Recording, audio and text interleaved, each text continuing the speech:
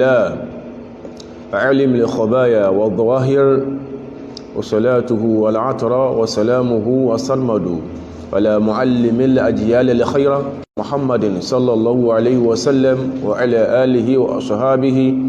ومن سلك مسلكه وكتاف آثاره إلى يوم الدين. أما بعد adúpẹ́ fún Ọlọ́run ọba ọba simarawa orí wa tán yányán ní bóyá orí wa tán yányán bí tí a ti rò pé ó tún lè rí wa. Ọba yìí ni ọba tí a jẹ́wọ́ pò ní adẹ́dà, ó ní ọba alágbára, ó ní ọba àlèwílèsè. Àtọrọ kẹ́gẹ̀rẹ̀ fún ànábì wa sallallahu alayhi wa sallam, ànábì tó ṣe pé gbogbo ohun tí ó kọ́ wa pátápátá dáadáa ni, ànábì tí ó kọ́ wa ní ẹ̀kọ́ ìgbérí, ànábì tí ó kọ́ wa ní bí yóò ṣe máa lé ayé tí ó sì ní tí ìgbọ́rọ̀. Ọba yìí ni ọba tí ó ṣe ànábì bẹ́ẹ̀ sallallahu alaihi àwọn tó jẹ́ àwọn orígun. A wà ṣàlàyé àwọn ilé ìbámu sí àwọn nǹkan míì tó gba kálà yìí ó lọ lórí ẹ̀. Bó sì jẹ́ àlámọ́rí ìrun tó àwọn nǹkan míì bá àwọn nǹkan ìrìn tó sì pé ó ní ṣe pẹ̀lú social relations wa. Ọ̀rọ̀ ọ̀run lásọ ṣùgbọ́n a sọ̀rọ̀ débẹ̀ díẹ̀ adẹ́sán táwọn afá wa sọ kó lè bàjẹ́ sí pé a máa bára wa lò outside the purview páǹkìrùn a sì ní máa kẹfí sára wa. Ṣe yàtọ̀ sí páǹkìrùn yóò mọ̀ já sí pé ìjọ́nà yẹn orí ìrun yẹn yóò sọ ìbára wa ṣe lọ́nà tó dá dọ̀nà yẹn lé lórí inú sẹ̀mí ayé. Torí pé tí a bá sábà láyé ní o ní pé Ọlọ́run má jẹ́ kí àsọ́lẹ̀ ànábì wa sallallahu alaihi wasallam kó sẹ́mọ́ pọ̀lọpọ̀ wa lára. Àjọ tó mọ́sálásí ẹsẹ̀ wọ́n kan ẹsẹ̀, ìjìká ó kan ìjìká, bàbá sí ń sálámà tàn báyìí àtún bóòdì mọ́ bínú ara wa ni, àtún mọ́ bóòdì sọ̀rọ̀ ara wa lẹ́yìn láìdáa lórí àwọn èèyàn rí èèyàn brídi social misfits èèyàn mọ́ brídi níra èèyàn àbí láwọn ìṣọ́ ara tí èèyàn fi nǹkan yẹn tọ́jú. Ilé láwọn tó bá fẹ́ràn èèyàn mọ́ rí lára èèyàn, wọ́n sì mọ́ rí lára àwọn tó bá sún èèyàn, ara àwọn tó bá sún mọ́ èèyàn látara pé wọ́n wo ibi téèyàn ti ń sẹ̀mí àtàwùjọ tó súnmọ́ kéèyàn tó ń bára èèyàn, àwọn tó lè jẹ́ possible challenges láwọn nǹkan kọ̀ọ̀kan wọn ilé ìní ó pé ìwọ onídàájọ́ táwọn àfáà sọ táwọn fi jẹ́ pé wọ́n sọ náà ṣe kódà káráfà kan kó sọ pé lọ́dọ̀ tóun ètò múrè ọwá mú gbogbo yòókù ó sì kú dànù bí ètò ìlúbọ. ṣe rí realities láyé yóò jẹ́ kéèyàn lè padà revisit the other statements táwọn àfáà sọ, yóò jẹ́ kéèyàn lè revisit the other positions táwọn àfáà ní lórí àwọn nǹkan kọ̀ọ̀kan. lásán máa ń rọra wa àwa tá a jẹ́ ọ̀dọ́ tọ́jú orí wa súnmọ́ra wa, àbáwọn tí wọ́n ń wò wá wọ́n pa àwọn téèyàn gbọ́dọ̀ mọ́ ṣe lórí ìrun tí ìrun ó fi dáa àtún síwájú lórí ẹ̀. inú nǹkan tí ó ṣe pé ó tún máa ń sábà jẹ́ téèyàn ó sọ àbí ó máa ń sábà òní kọ̀díyà àníyàtí qabla shuru'i fi salawat, alámọ̀rí àníyàn ká tó wọnú ọ̀run. A kàn sọ́ra ń pẹ́ tó náà àfáà ti sọ tó pọ̀ lórí ẹ̀ dáadáa. Ká máa sọ fún wa pé ká dàníyàn kò bá ètò bá ṣe kírun mu. Àwọn àfáà tó sọ ṣáájú káà tó máa sọ yìí wọn ò náà bàbá wa kankan wọn ní wọn in mind tán fẹ́ takò. Ó yóò bá lè jẹ́ sí pé ẹwọ́n rí nǹkan kan fún gbà tí wọ́n fún ní nǹkan yẹn, ẹ̀sìn yìí ò ní dúó lẹ́mí ẹ̀ ní tó yìn fọ́mù láwọn àwùjọ mí nìyẹn. Yìí sọ àwùjọ tí ẹ o àwùjọ tí wọ́n lè mí ń sọ ní tó yìn fọ́mù ènìyàn. So àwa expect àwọn tó sọ nǹkan yẹn náà fún wọn, kódà wọ́n kọ́lẹ̀ ní wọn kọ́lẹ̀ ń tíra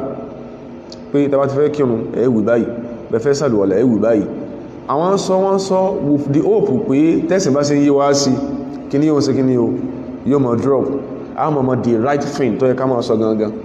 Òun làwọn tí instead tó yẹ ká kẹ́kọ̀ọ́ ẹ̀sìn sí níbi améèkì alámọ̀rí ẹ̀kọ́ ẹ̀sìn améèkì hereditary pé mọ́ sí máa ń ṣe ní tó bí problem nìyẹn. So alámọ̀rí ká sọ pé kò ní ìdí kó sọ pé náà ètò sọ́látà dhuri kìí ṣe pọ́n bá bàbá kan jà. Kíní yẹn ó ti wà outdated níjọ́ tó ó ti outdate wúlò rẹ̀, ó ti outdate wúlò rẹ̀. Kí ló kù tí wọ́n máa ń sọ nǹkan kankan.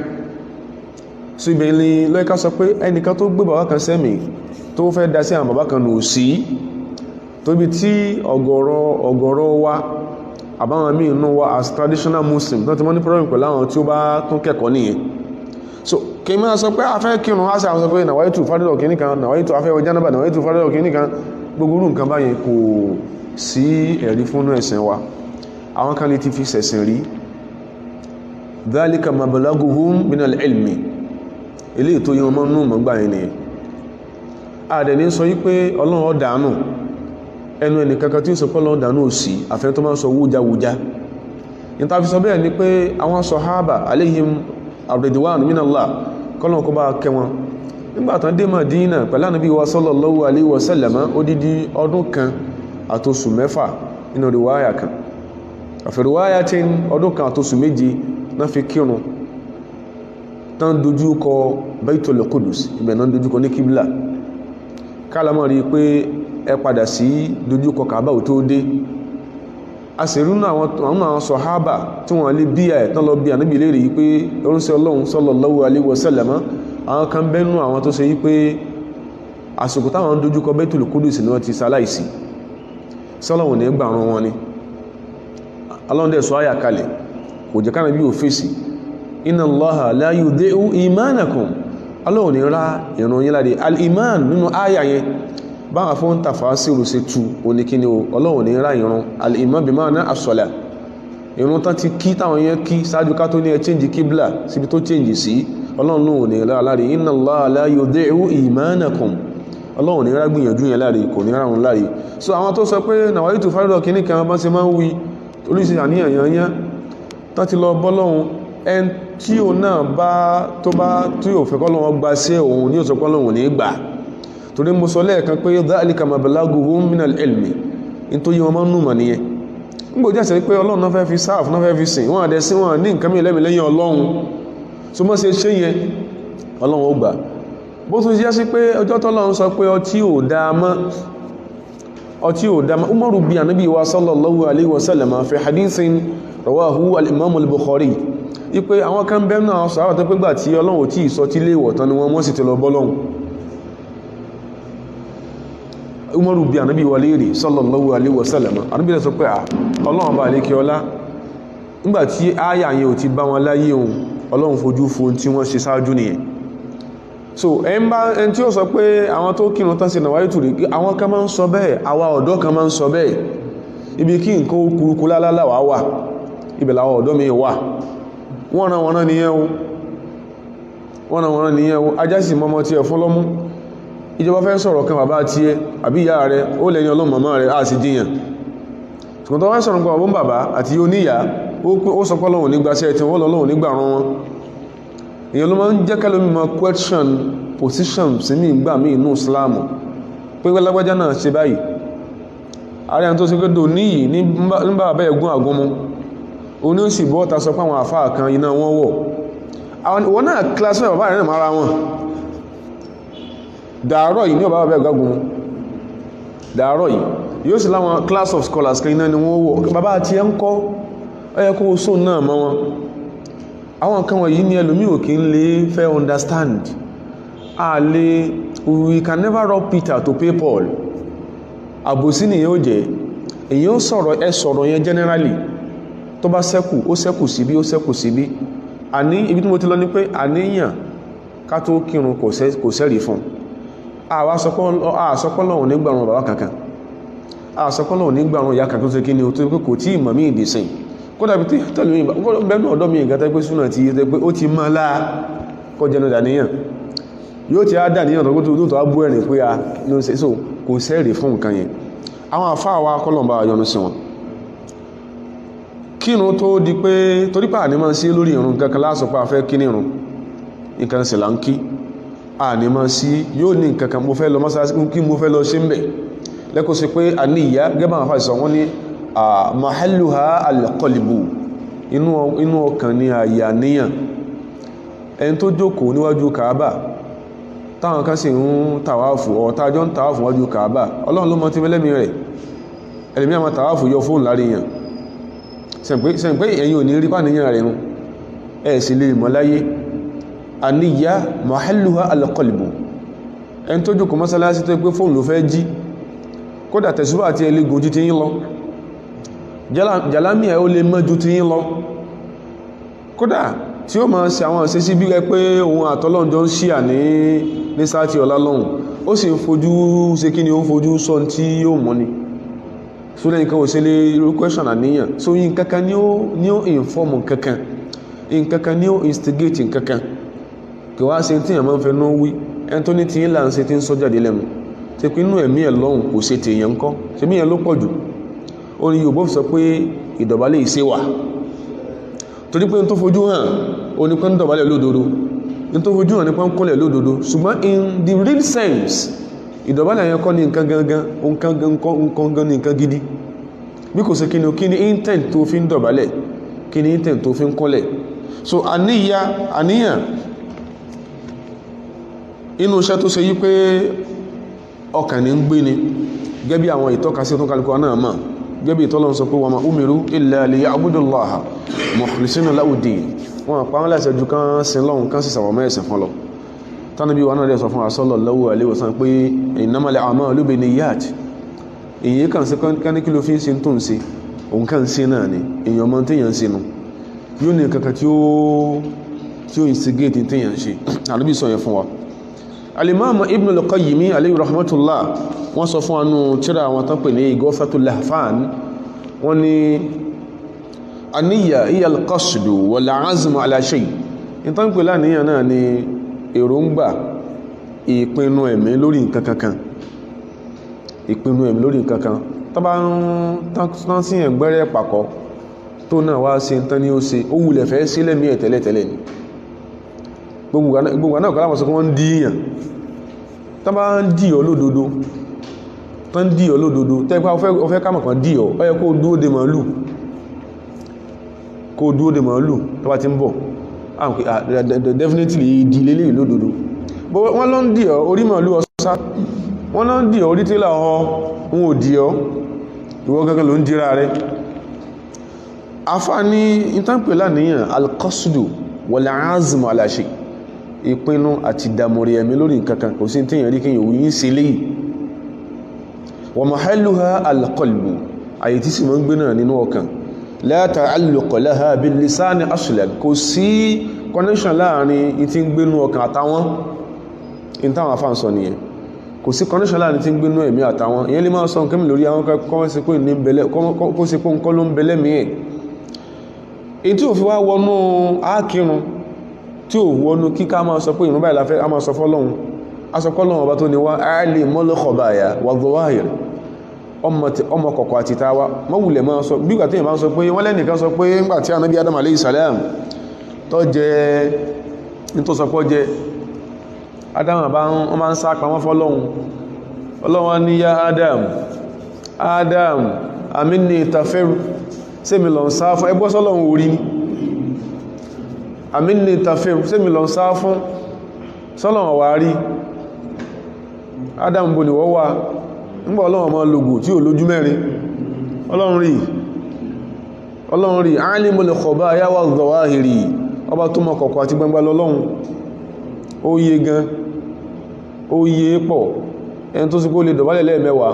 tẹ́gbín tí ibi tí ń tọ́wàlẹ̀ sọ pé tí ń bá sì mọ́ ń sí ó lè ṣe ní ọlọ́mà walidhalika lam yunqal anin nabiyyi sallallahu alayhi wa sallam torí ìdí ilẹ̀ ní pé wọn ọgbà látọ̀dọ̀ ń ṣe Ọlọ́run fún wa wala ani sahaba wọn sì gbá látọ̀dọ̀ àwọn sàábé fi niyyati lawdhun bi halin wọn gbá gbólóhùn kankan wá páwọn sàábé a máa wí báyìí tán wá fẹ́ ṣe ìjọsìn báyìí àbánàbí a máa sọ báyìí tán fẹ́ ṣe ìjọsìn báyìí kò sí nǹkankan tí wọ́n gbà wà ń bẹ̀ fún wa wa hadhihi al-ibaratu allati hudisat 'inda iftitahi at-taharati was-salah gbogbo àwọn gbólóhùn tá máa ń wí nawaitu fardhu al-ghusli nawaitu fardhu salati adh-dhuhri nawaitu fardhu salati al-'asri gbogbo tá máa ń wí wọ̀nyí àti gbogbo tó pẹ̀ká sí àti tààwẹ̀ àti gbogbo ẹ̀ àwọn àfáà ní gbogbo àwọn nǹkan wọ̀nyí tí wọ́n dálẹ̀ ní qad ja'alaha ash-shaytanu mu'tarakan èṣù ló sọ di ogun lihalil wiswas fáwọn tí wọ́n ní ròyìnròyìn lẹ́mì èṣù ló sọ di ogun fún wọn bẹ́lómi bá mọ́mù lórí rùkú táàsì mọ̀ pé biduni rùkú lamtudu rọ́kì àrọ́kà bẹ́yàn bá rùkú yàn báraka ẹ̀mí ò tún wá dúó tó ẹ́kọ́ fẹ́ ká sọ pé aláàkọ́ bá mọ́mù lórí yóò àmọ́ dúó yóò àmọ́ jẹnu tí wọ́n mú ìdìde fún orúkù mọ́ lọ́wọ́ ìyẹn ló máa jẹ́ kẹ́lùmí ò sí mistake pé ó sàfẹ́ dà níyàn ó ti wọnú kò kò wá ní jí ó lè ṣe takbiratul ihram yóò kàn bẹ́gbẹ́ wọ́ ni èyàn dẹ̀ ní ìrun báyẹn nǹkan méjìlá sọ ń bí ìjọ tí wọ́n ń kọ́ alẹ́kọ̀ọ́ ẹ̀sìn ìtàn pè fún alẹ́kọ̀ọ́ nìyẹn kìí sí pẹ́sìn sọ bẹ́ẹ̀ ó dé ní ẹ̀kejì a sọ pé àwọn tó sọ bẹ́ẹ̀ rí a sọ pé gbogbo tán sí ìjọsìn lọ́lọ́run ní ẹnu bàbá ẹni kankan ọgbà wo a sọ bẹ́ẹ̀ òṣùgbọ́n táwọn sọ ni pé there must be room for improvement nígbàtí ò ti sí lákọ̀ọ́ ẹ̀sìn wa a sẹ́rí lódodo ok kí ló yẹ ká ṣe ló yẹ ká béèrè ó ti kúrò ní pé kọ̀díyà ó ti kúrò ní pé issue táwọn àfáà Saudi Arabia máa ń address ó ti kúrò ní issue táwọn àfáà Cairo máa ń address ó ti di issue tí Islam address tán sì fẹ́ kí mùsùlùmí carry dress tán fẹ́ ká tó ṣe eléyìí jẹ́ nǹkan àkọ́kọ́ ara náà ní takbiratul ihram àti sọ̀yàn náà bíyàn bá ti sọ̀yàn ní bíyàn bá ti ṣe èyàn nírun tí wọ́n bá ti ṣe èyàn nírun àwọn tó pàtàkì tó important okùn bí qira'atul fatihati fi kulli raka'atin min raka'atil fardhi wan nafli bí káka suratul fatiha nínú lórí rákà kọ̀ọ̀kan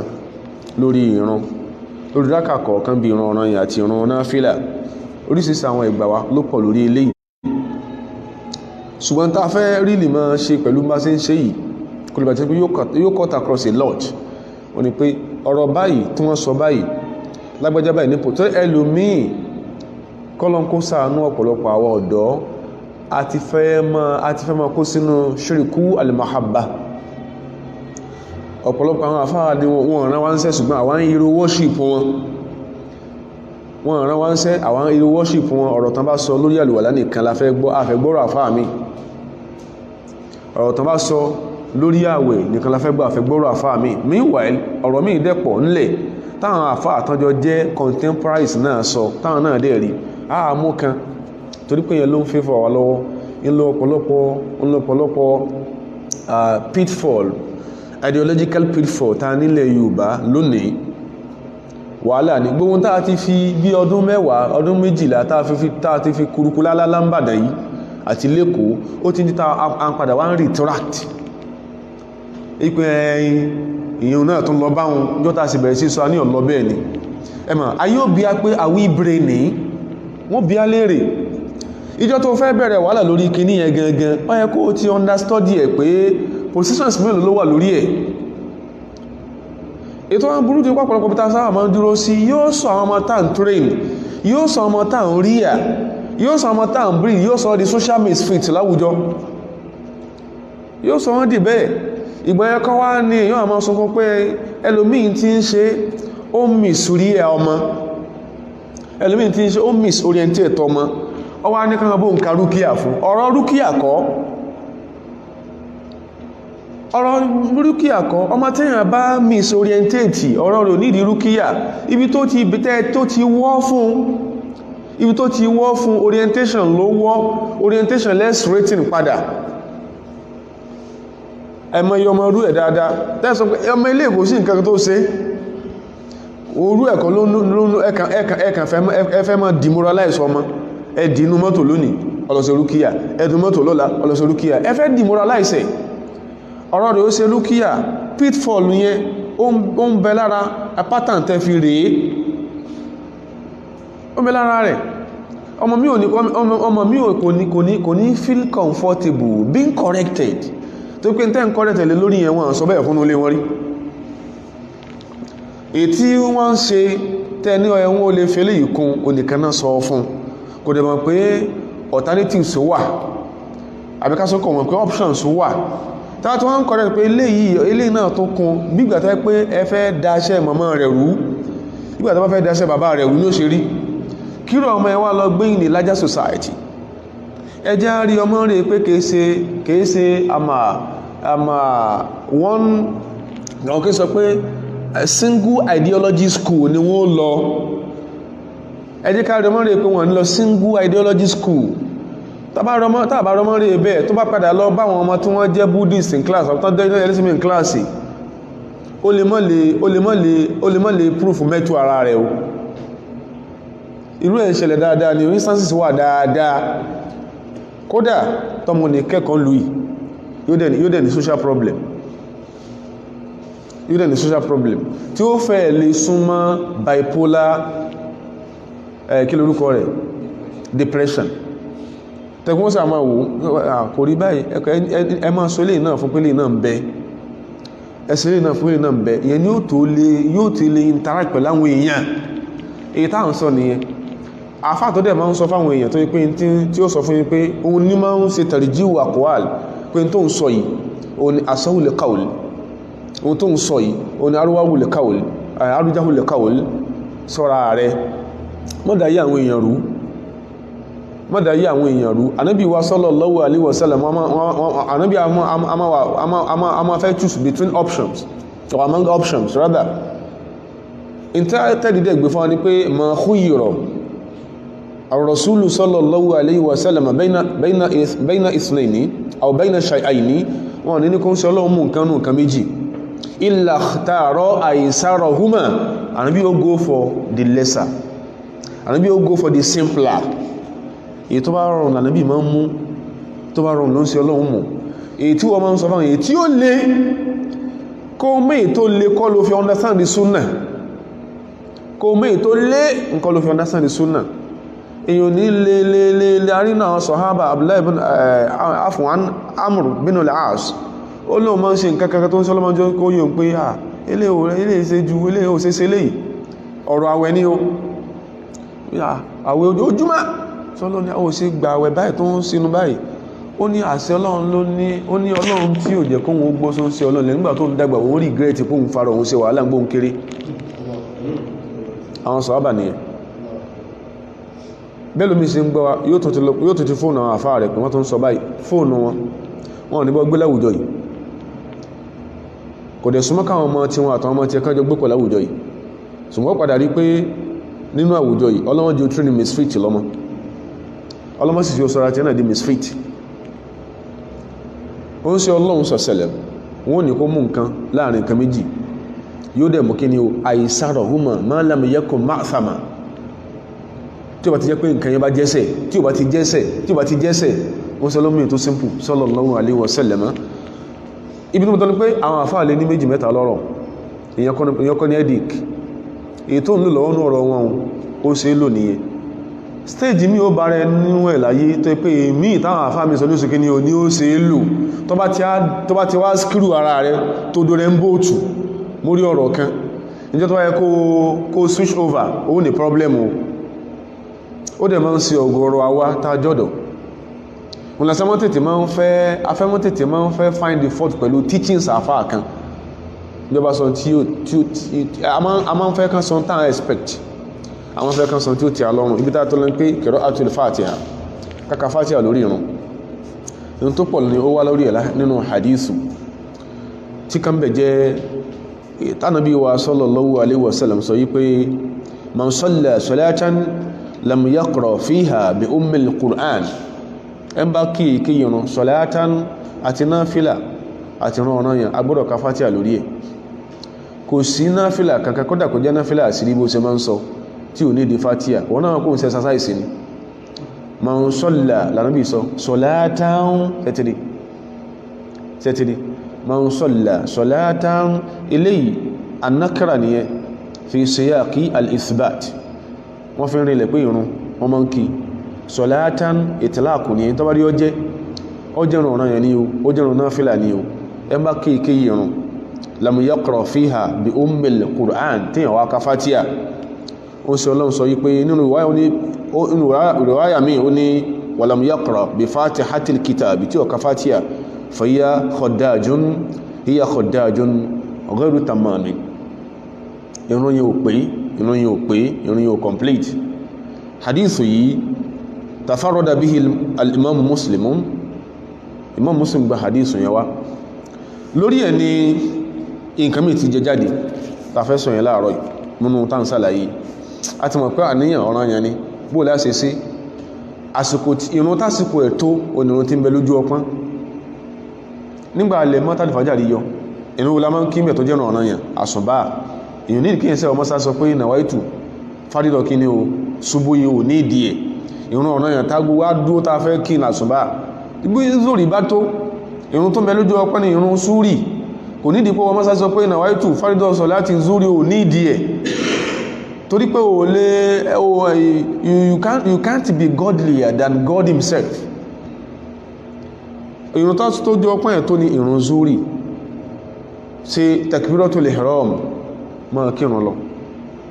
ìyẹn ló fàtọ́ pé tẹ bá rí ẹlòmíì tí ń kírun lọ́wọ́ tẹ́yìn ò pé at least jẹun jọ yẹn yóò sọ pé àníyàn gbọ́dọ̀ takora wọn lórí ìrun gbogbo àìgbọ́ nǹkan yìí náà nìyẹn náà. ìwọ tó ń ṣe nǹkan tó ń ṣe àníyàn bẹ́ẹ̀ ẹni tó jọ yẹn náà Ọlọ́run yóò gbaṣẹ́ yẹn based on input síwájú láníyàn. kódà ìbá rẹ̀ omi tàbá dúró tì tó ń ṣe náfìlà wá fẹ́ kírun yóò jákì ẹsẹ̀ yìí ni yóò jákì ẹ̀ bóyá wọ́n sọ pé bá ẹsẹ̀ dúró tí wọ́n bà rún ẹ̀jẹ́ ni kò yá wa yóò jákì ẹsẹ̀ yìí mí lè sọ fún pé kí tẹ́yìn ẹmọ́ kírun ìrun àgbésíkẹ́kẹ́ ìrun àgbélúgí agbára lúgí àbí nǹkan meanwhile tẹ́sí lẹ́sẹ̀ kí ni ò tẹ́sí simplify fún wa ni. so hadithu yìí lórí hadithu yìí ó ní gbólóhùn tí a ṣe lára Fatiha àtàkà sí lára ara ẹni bismillah wa albasmala àti pé sí bismillah yẹn sáà lè sọ sókè tàbá fẹ́ bẹ̀rẹ̀ ẹ̀rùn àbá sọ jẹ́jẹ́ kásáré lọ síbi yẹn in tó kéré in tí ó pọ̀ ta máa ń sábà gbọ́ o ní pé kéèyàn sọ yí pé àti àṣẹ takbiratul ihram nígbà wá ṣe tán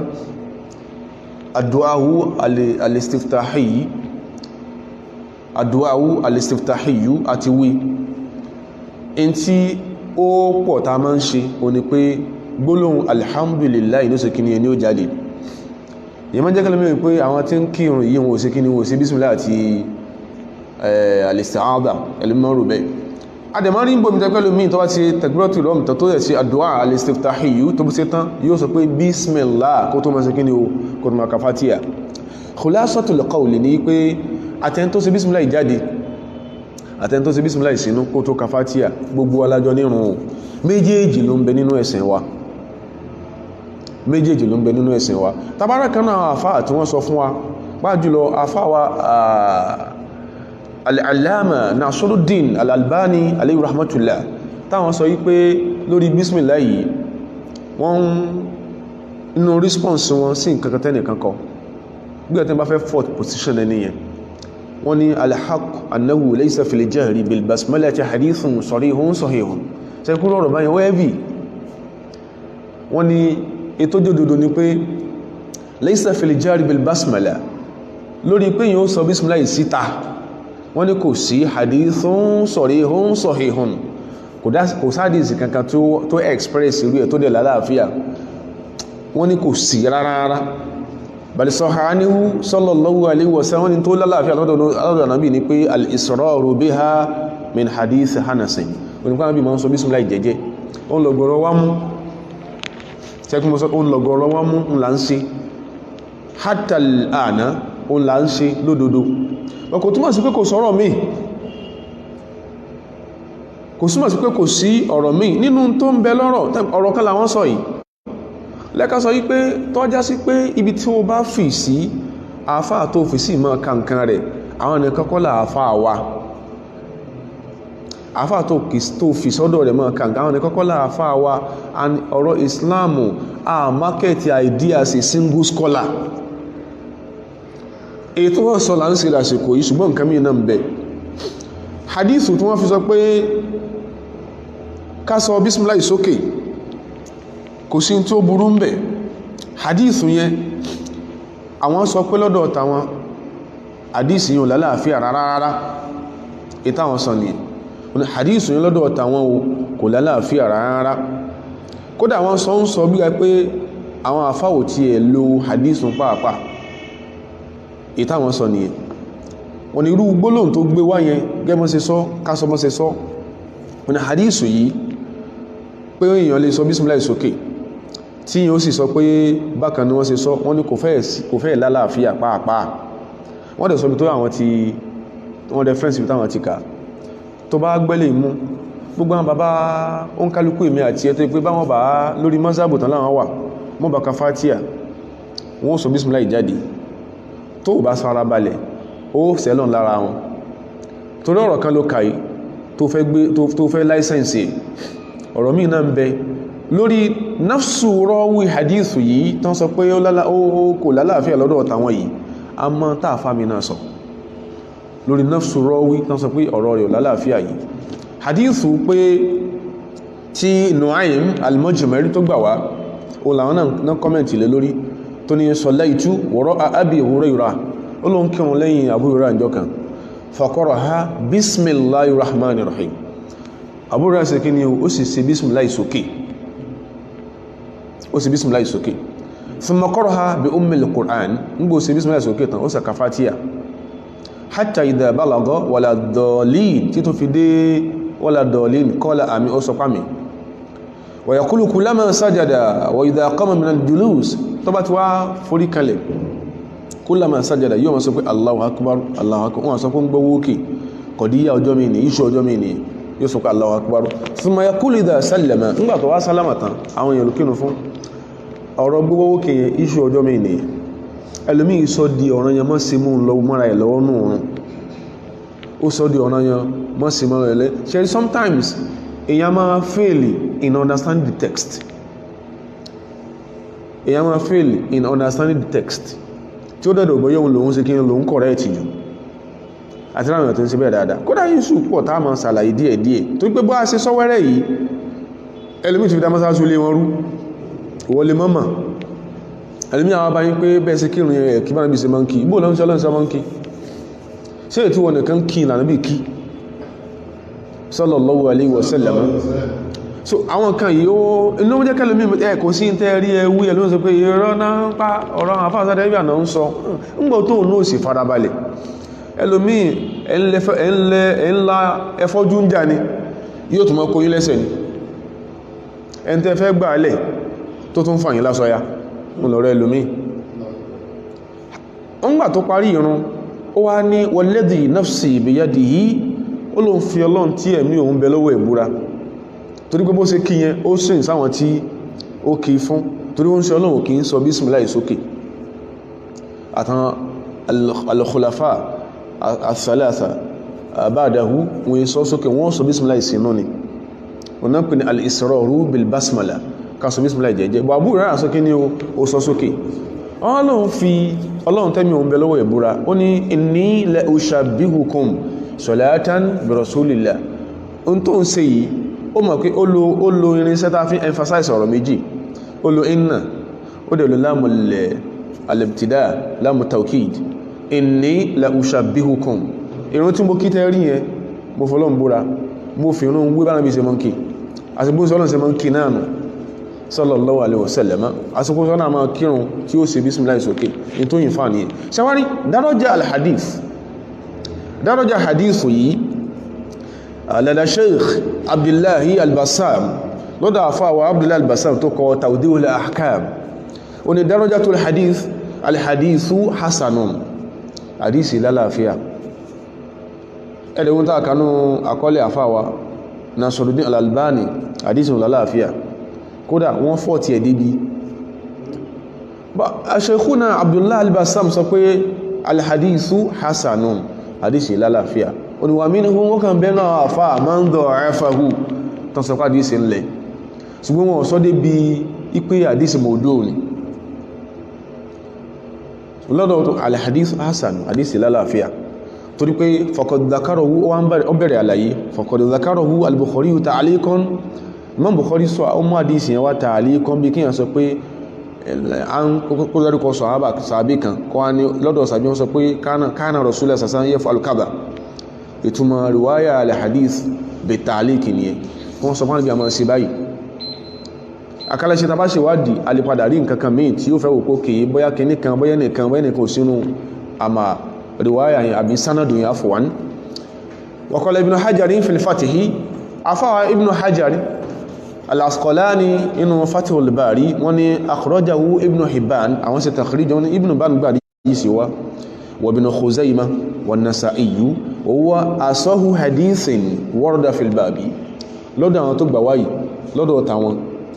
hadith lálàáfíà jù lórí pé sáà lè ṣe bismillah sókè ó ní wa a'allahu az-Zaylai lọ́dọ̀ gẹ́bẹ̀ tí Imam Albani táwọn náà reference ní Imam Zaylai yìí sọ pé hadith ó ní àrùn lára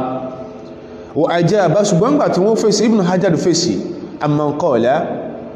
fún ẹni tó sọ pé inna ghayra Nu'aymin rawahu biduni dhikri basmala ipẹ́ ẹni tó yàtọ̀ sí Nu'aym náà gbà díìsì wá tí ò dákọ basmala ó fẹ́ fèsì sí tó sọ pé Zayla'i sọ pé díìsì lárùn ó ní fal jawabu èsì ni pé anna Nu'ayman thiqa inda al-imam Ibn Hajar al-Asqalani Nu'aym gbà díìsì wá wọ́n ní síkọ̀ ni ẹni tó wà trustworthy ni fa tuqbalu ziyadatuhu tó bá gbà wá tó lékún tẹ́lómi gbà wá wọn la lè gbà wọlé kódà Al-Imam Nawawi kọlọmọ àjọ nísì naqala tashihahu àwọn náà gba tí Ibn Hajar sọ pé àdìsí lálàáfíà wà látọ̀dọ̀ Ibn Hajar pé àdìsí lálàáfíà wọ́n tó bú tẹ̀wù àti bá àdìsí rinlẹ̀ látọ̀dọ̀ làwọn ti gbà wá àni Daraqutni yìí wa Ibn Khuzaymah wal-Hakim wal-Bayhaqi ìtí mo fẹ́ fàwọn tí mo fẹ́ ka ilé yìí pé kẹ́nìkan tó káàdì sí yìí tó sọ fún wọn lè ti bísí láì sókè ó wíìkì ẹnìkan tó bá wọn àwọn mẹ́sàn án kàmí ọ̀rọ̀ ti di mélòó àwọn òdì méjì ó wà nínú ọkọ̀ kọ̀dà kan kódà àwọn bí Ibn Taymiyyah àlẹ́ lórí hadith yìí àbí kí sáà lè ti bísí láì lórí kátó kàfàtì àtàṣe sókè ìtí Ibn Taymiyyah sọ yìí pé ó ní ittafaqa ahlu al-hadith wọ́n sọ pé ittafaqa ahlu al-hadith wọ́n gbàgbé pé Ibn Taymiyyah alayhi rahmatullah kana hanbaliyyan madhhaba wọ́n gbàgbé wọ́n sọ yìí pé ahlu al-hadith àwọn afá aládìí ittafaqu ala annahu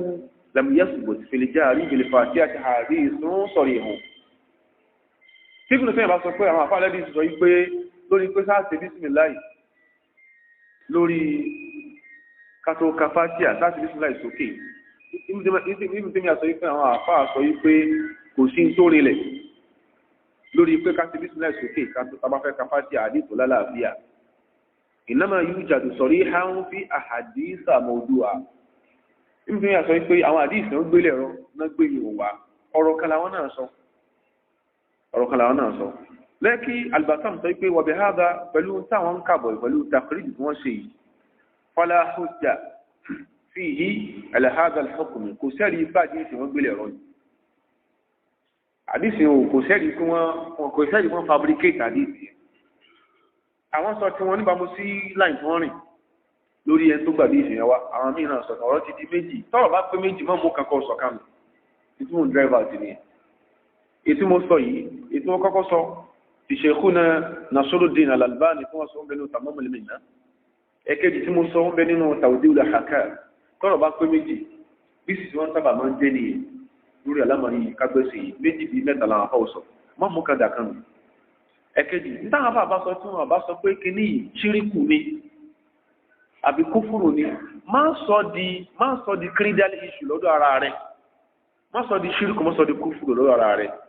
àwọn tá à ń sọ agbọ́dọ̀ understand ẹ̀sìn wọn dé level bú láti operate láwùjọ wa ní tí wọn nìkan dá gbọ́yé tí wọn nìkan dárí tí wọn nìkan dámà lágbọ́yé ẹ̀sìn tẹ́lómi ọ̀bọ gbọ́yé bẹ́ẹ̀ ó máa ṣe bí outcast misfit lè yóò jẹ láwùjọ kí àwọn afirú nǹkan yẹn tí èèyàn dágbóyé kí èèyàn fi rí ọmọ èèyàn kó bọ́mọ nìyẹn eléyìí ó jẹ́ nǹkan kankan tí a fẹ́ sọ bákan náà Islam ń gbà láàyè bẹ́ẹ̀ torí pé ọlọ́mọ fi rú ẹ̀ sàdánwò ní òsèmí ayé béèyàn bá ka fájà lórí ìrun kódà kò jẹ́ náà fílà tó fi ṣàdúrà ó ní ọ̀run tí o bá ka fàtíà lórí ẹ̀rùn owó ní ẹ̀rùn nítorí ọjọ́ náà fílà ń fún ọ fàtíà wà ń bẹ kò dẹ̀ sínú tí ò ní rúkú tí ò ní sùjú tẹ́gbẹ̀rún tá a fẹ́ fi sin lọ́run ní o. pé salatul janaza ń sọ bẹ́ẹ̀ o sẹ́ǹkú kò sí rúkú bẹ́yàn bá fẹ́ kírun sókù látọ́ wọ́n rúkú tí ń forí kẹlẹ̀ ẹ̀ẹ́kẹ́ fàyín kẹ́ fọ́kàn lọ́rùn bóyá ibà yẹn pọ̀ jù kò tó bá ti yàtọ̀ sí ìyún á sì ná fílà ìfibẹ́ lọ́hùn kò sínú tí ò ní rúkú kò sínú tí ò ní sùjú kò dẹ̀ ní sínú tí ò ní kíni tí ò ní àtàhìyàtù ṣùgbọ́n ẹni tí ò wà ń fàtí àká tí ìṣe ti pé òun ní ọlọ́ọ̀kọ́ sẹ́yìn pé mi yàtọ̀ àwọn àfáà ní man lam yuhsin fardal fatiha ẹni tí ò mọ fàtí àká tí ò mọ ká bóòlù ó sì ṣe rún al-Imam al-Khattabi alayhi rahmatullah wọ́n ní al-aslu anna as-salata la tujzi'u ìpìlẹ̀ ní kíkọ́ sọ pé ìrun ẹni ò lálàáfíà ẹni tí ó ka fàtíà lórí ìrun ẹ wo Islam bó ṣe ń simplify àlámọ̀rí fún wa bó ṣe pé tó bá já sí pé tí Islam sọ nìkan lélẹ̀ ọ̀gọ̀rọ̀ mùsùlùmí ìwúlẹ̀ mọ́ Fatiha ká tẹ̀tẹ̀lẹ̀ wọ́n ní fẹ́ kírun mọ́ ọ̀gọ̀rọ̀ mùsùlùmí ni ọmọ Fatiha ká ní ọmọ ẹ ti conduct acid test fún wa rí ẹni kí ó ń kálukú atamọ́ tó sáfẹ́ ní àṣekámọ̀ kẹwàá wù ẹni kẹ́ ẹnàmọ́ ẹgbẹ́ ní ẹbá pẹ̀rún sẹ́gbẹ́ at least the basic faith yẹn tí ó sì máa jẹmọ̀ kankan ṣe ọ̀yẹ́ kó lè pẹ̀rún ọ̀yẹ́ kó lè ṣèkámọ̀ ẹ̀kan ọmọ rí to your dismay mùsùlùmí ò ní mọ̀ ọ̀rún pé kò ní mọ̀ ká máa ṣe ẹni tí ó mọ̀ ọ̀rún pé tí ó mọ̀ ká máa ṣe ṣe ẹ̀dẹ̀ sọ́ọ̀pù yóò mọ̀ bá ti àká sẹlómìn ló sọ̀rọ̀ ẹ̀ bí bẹ́ẹ̀ sẹlómìn sì máa ń kó mọ́ wà natural tẹ́ pé in tó ṣeun ọlọ́run nìkan ló lè explain irú àwọn èèyàn bá yẹn kí ni wọ́n mọ̀ sọ lórí ìrun ìfásí ò sí mọ́kà kéèyàn sì nírun Al-Imam Al-Khattabi ó ní al-aslu anna as-salata la tujzi'u ìtàfẹ́ sọ ní pé ìrun ò ní lálàáfíà illa bi qira'ati Fatihatil kitab àti kàkà kí ni ó kàkà Fatiha àwọn ni wọ́n máa kúrò tó ti dédé làákàí ní pé àna qira'ati Fatihatil kitab pé kàkà Fatiha ala man ahsanaha ìtọ́ pé yajibu aw tajibu qira'atuha ala ma hasanaha fen tó bá máa kà ní ọjọ́ náà yẹn lórí duna man la yusinuha ẹ̀pẹ̀tẹ̀ tí ó máa kà fa idha kana al-musalli la yusinuha tabaran tó kí tí ó máa Fatiha kà wa yusinu ghayraha min al-Qur'an bó tó lè kà kamiya Fatiha ní Qur'ani kana alayhi an yaqra'a minhu qadra 7 ayati irú nǹkan tó máa kà yàtọ̀ Fatiha yẹn kọ́kà níbi èdè tí ó fi pé rákà àyà méjì níbẹ̀nu suratul Fatiha lẹ́nà awla zikiri torí pé tó tún lọ́lá jù ní ìrántí ba'da al-Fatihati lẹ́yìn kí yàn ka Fatiha ma kana mislaha min al-Qur'an tó bá tó jọ Fatiha ní Qur'an wa in kana laysa fi wus'ihi tó wájá sí pé kò sí kàkà ní fẹ́ntà ní ọkọ̀ kankan yàtọ̀ Fatiha yìí an yata'allama shay'an min al-Qur'an kọlọkọ́ nǹkankan ní Kùránì lè ájísín fi tọ́bọ̀ èyí ibi tí mo lọ nìyẹn bọ́yá látara deficiency inú nature rẹ̀ ẹlòmí ìbẹ̀tọ́ pé ẹlòmí ò rí irú ẹ̀rí ń bẹ o tẹ́bá sọ pé inna Allaha ọ̀rọ̀ mélòó ọ̀rọ̀ méjì ala kulli shay'in ala kulli shay'in ó dọ̀rọ̀ mélòó ọ̀rọ̀ márùn-ún qadirun ó dọ̀rọ̀ mélòó ọ̀rọ̀ mẹ́fà lẹ́kọ̀ọ́ kìí sáyà mẹ́fà o kó tó délé yóò ti gbàgbé omi náà yẹ̀bẹ̀ o inna Allaha ala kulli shay'in qadirun ọ̀rọ̀ mẹ́fà ní o kìí sáyà mẹ́fà o kẹ́lùmí tó délé yóò ti gbàgbé eléyìí ajizun fi tab'ihi deficiency inú àdámọ́ nìyẹn aw su'in fi hifdhihi bóyá ní ọmọ nǹkan ha dáadáa aw ujmatin fi lisani àbí ọyá ń bẹ lórí àwọn rẹ̀ factors mẹ́tẹ̀ẹ̀ta yìí ló lè mú yàn máa béèrè substitute fún Fatiha tó bá wá rí bẹ́ẹ̀ tí ó sì kankan mẹ́tẹ̀ẹ̀ta lára rẹ̀ sẹ́yìn pàánù mẹ́tẹ̀ẹ̀ta ma Fatiha ká o ìtọ́ká sọ bẹ́ẹ̀ ni pé al-Imam Al-Khattabi wọ́n gba hadisi Rifa'a bin Nafi' wọ́n ní Ànábì wa sallallahu alaihi wasallam allama rajulani salata ọkùnrin kan ó wá bèèrè bóhun ló ṣe kí lọ́dọ̀ oṣù Ọlọ́run Ànábì wa kọ́ nírun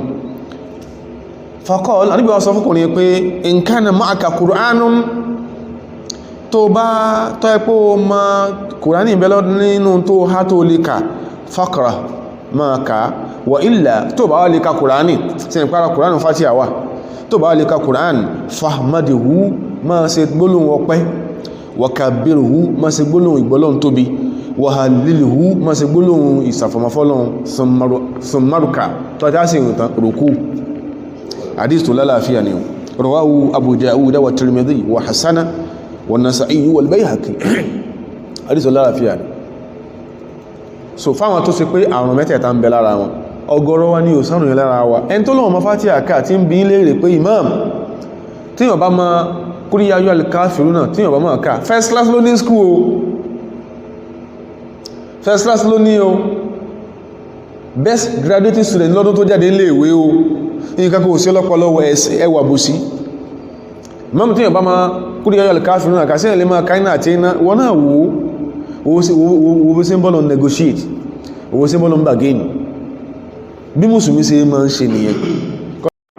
tọ́jà sí pé tiẹ̀ kìí sí pé torí pé nǹkan kan sí ọ ọ̀lẹ́ ní ọ bọ́bá kírun ọdún kan ò nírun tó ò sínú kàtígórì àwọn mẹ́ta tá a sọ yìí kìí ṣe pé àìmọ́ bá tẹ ààrẹ kà kìí ṣe lè ájíṣí fi tọ̀bì ájíkà kìí ṣe tó deficiency inú àdámà rẹ kìí ṣe torí ẹ̀ àwùsọ ẹni fi hẹ́fìdíkà kìí torí pọ̀ mọ̀ nǹkan ha wọ́n tó jẹ́ best graduate student in school tó ní first class tọ́wọ́ fẹ́ òdìdí ọ̀hà kó o sì wá mọ Kùránì lórí àwọn kankan bẹ tó ẹ pé yàtọ̀ sí suratul Fatiha àwọn kan tí mùsùlùmí gbọdọ̀ àwọn nǹkan kan bẹ́tọ́ pé àdúrà ní ṣùgbọ́n kí wọ́n náà ha sórí gbogbo àwọn àfáà tí máa ń ka àdúrà fún apẹ́ ìsàdúrà báyìí àwọn náà jókòó ha ní náà wọ́n jókòó ha ní kéèsẹ́ kí wọ́n bí wọn mọ̀ ọ̀tọ̀ ni wọ́n kéwú ọ̀tọ̀ ni wọ́n jókòó ha Kùránì ọ̀tọ̀ ni wọ́n kéwú ọ̀tọ̀ ni wọ́n jókòó ha hadith ọ̀tọ̀ ni wọ́n mọ̀ kí ọ̀tọ̀ wọ́n jókòó ha àdúrà èèyàn gbọ́dọ̀ kùnrin lọ́wọ́ ìwọ́ tó lóòrí Fátíhà òrí àyà àánú Kùránì oníkùránì ọmọ ha orin àwọn iṣẹ́ ìrun mi bẹ̀rẹ̀ aṣọ lẹ́ẹ̀kan pé kò sí ìrun tí ò sí rùkú ń bẹ̀ àrùkú káforí kátẹ́ kọ̀kọ̀ fọ́lọ́hun wọ́n sujúd káforí kalẹ̀ fọ́lọ́hun ó lè kírun kó ní òsì sujúd ń bẹ̀ kíyàn nírun èyàn lè kírun kó ní kò sí rùkú ń bẹ̀ kíyàn sí nírun àwọn nǹkan wọ̀nyí àwọn àfáà sọ in tó pọ̀ fún wa lọ́rọ̀ lórí ẹ̀ àrùkú sọ pé ok à ń wò pé Ọlọ́run sọ pé ìrun yóò ṣiṣẹ́ lára wa tọ́pọ̀ àwọn rí pé à ń pọ̀ nínú lásìkò ìrun ò sí nǹkankan lára wa ìrun kírun dáadáa ni tàbá kírun dáadáa ìrun sí lára wa bẹ́ẹ̀mí èèyàn bá lè